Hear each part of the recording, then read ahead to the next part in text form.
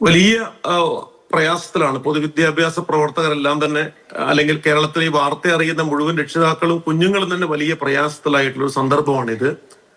ഇതില് തീർച്ചയായിട്ടും മന്ത്രി 100 നിർദ്ദേശങ്ങൾ കൊടുത്തു. അതിൽ ഏറ്റവും പ്രധാനപ്പെട്ട ഒരു നിർദ്ദേശമാണ് ഇത്. അത് പാലിക്കേണ്ടത് അതത് സ്കൂളുകളാണ് എന്നെല്ലാം അങ്ങനെ കേവലമായിട്ട് പറയുന്നതിനപ്പുറത്തേക്ക് ഈ സ്കൂൾ സുരക്ഷ എന്ന് പറയുന്നത് യഥാർത്ഥത്തിൽ ഒരു സ്കൂളിന്റെ, അത് മന്ത്രി പറയേണ്ടുന്ന കാര്യമില്ല. അത് സാധാരണ നിലയിൽ ചട്ടങ്ങളിൽ ഉള്ളത് തന്നെ ആയിരിക്കാം ചിലപ്പോൾ എടുത്തു പറഞ്ഞിട്ടുണ്ടാവുക. അത് പറഞ്ഞിട്ടില്ലെങ്കിൽ പോലും എങ്ങനെയാണ് നമ്മുടെ സ്കൂള് എന്ന് പറയുന്നത് ആ സ്കൂളിലെ അധ്യാപകരുടെ ഒരു ഏറ്റവും പ്രധാനപ്പെട്ട ഒരു സ്ഥലമായിട്ട് മാറും, സ്വന്തം വീടിനേക്കാൾ പ്രധാനപ്പെട്ട ഒരു സ്ഥലമായിട്ട് മാറുന്നത് എന്നുള്ളത് നമ്മൾ ആലോചിക്കണം. അങ്ങനെ മാറിയാൽ മാത്രമേ നമുക്ക് വിശ്വാസത്തിൽ നമ്മൾ കുഞ്ഞുങ്ങളെ അവിടത്തേക്ക് പറഞ്ഞയക്കാൻ പറ്റൂ.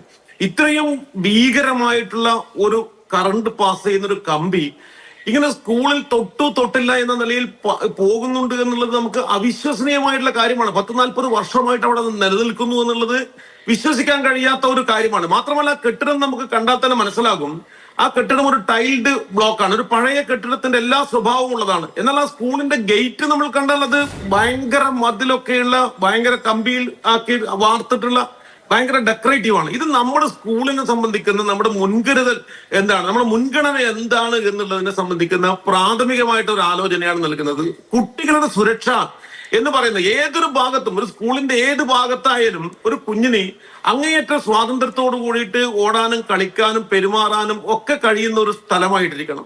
ഇത് യഥാർത്ഥത്തിൽ വലിയ പാഠമാകേണ്ടതുണ്ട്. കാരണം സ്കൂൾ മതിലുകൾ, പലപ്പോഴും പഴയ കെട്ടിടങ്ങൾ, ഈ സ്കൂളിന് അകത്തുകൂടെ പോകുന്ന ഡ്രെയിനേജുകൾ, ഇതെല്ലാം വളരെ വളരെ അശ്രദ്ധമായിട്ട് ഇപ്പോഴും നമ്മുടെ സ്കൂളുകളിൽ കാണാം. ഇതൊന്നും മോണിറ്റർ ചെയ്യാനുള്ള കൃത്യമായിട്ടുള്ള സംവിധാനങ്ങൾ പോലും യഥാർത്ഥത്തിൽ പ്രവർത്തിക്കുന്നില്ല എന്നുള്ളതാണ്.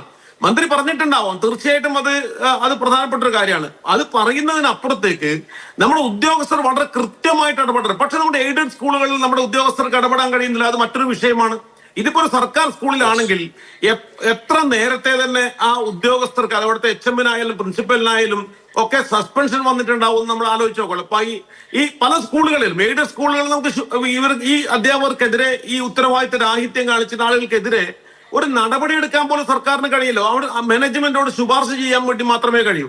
യഥാർത്ഥത്തിൽ നമ്മുടെ എയ്ഡഡ് സ്കൂളുകൾ വലിയ തരത്തിൽ സ്വയം ചിന്തിക്കേണ്ടതുണ്ട്. അവിടെ നിരന്തരമായ ആളുകൾ വിദ്യാഭ്യാസ മന്ത്രി പറഞ്ഞു HM-ഉം പ്രിൻസിപ്പാളും ഒക്കെ അവിടെ എന്ത് ചെയ്യുകയായിരുന്നു എന്ന് ചോദിച്ചു. അങ്ങനെ ചോദിക്കാനുള്ള അധികാരമേ വിദ്യാഭ്യാസ മന്ത്രിക്കുള്ളോ? അങ്ങനെ ഉള്ളൂ എങ്കിൽ അതും സിസ്റ്റത്തിന്റെ പ്രശ്നമാണ്.